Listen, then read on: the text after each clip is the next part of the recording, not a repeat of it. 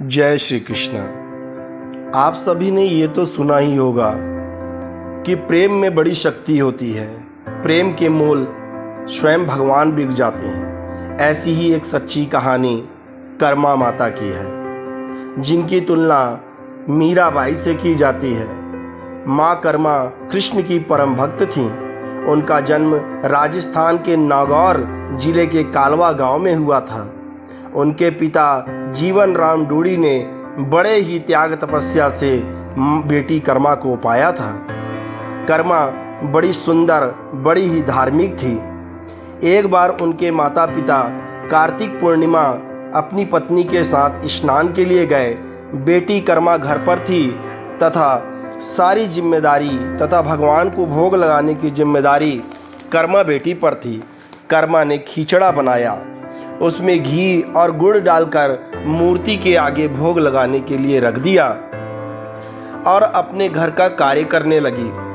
कर्मा जब वापस लौटकर देखी तो उसने देखा कि वह भोग तो मंदिर के सामने भगवान के पास ज्यों का त्यों रखा हुआ है।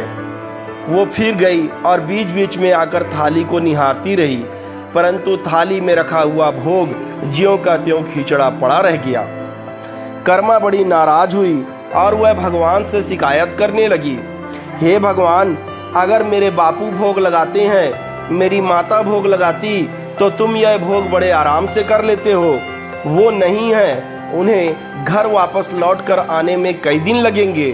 तुम यह भोग लगा लो, नहीं तो तुम भी भूखे रह जाओगे और मैं भी भूखी रह जाऊंगी। इस तरीके से कर्मा ने, जो कि 13 वर्ष की थी, उन्हें हट कर लिया और कृष्ण भगवान को अंततः खिचड़ा खाने के लिए आना पड़ा। कर्मा ने से कृष्ण ने कहा, पर्दा करो इस पे, तभी मैं खाऊंगा। कर्मा ने कहा, बस इतनी सी बात थी, इतनी सी बात पहले न कह देते। कृष्ण भगवान ने जैसे ही कर्मा ने पर्दा किया, कृष्ण भगवान ने खिचड़े का भोग लगाया। जब कर्मा के माता पिता वापस लौट आए, इस रहस्य को जानकर वे आश्चर्यचकित रह गए। दूसरे दिन कर्मा ने फिर से खिचड़ा का भोग बनाया और जैसे ही पर्दा ढका, कृष्ण भगवान आकर भोग लगाने लगे। यह देखकर उनके माता पिता आश्चर्यचकित रह गए कि जिस भगवान को हम जगह जगह ढूंढ रहे थे, वह प्रेम के मोल में हमारे बेटी के पास आ जाते हैं। ऐसी थी भक्त माता कर्मा। बोलिए भक्त माता कर्मा की।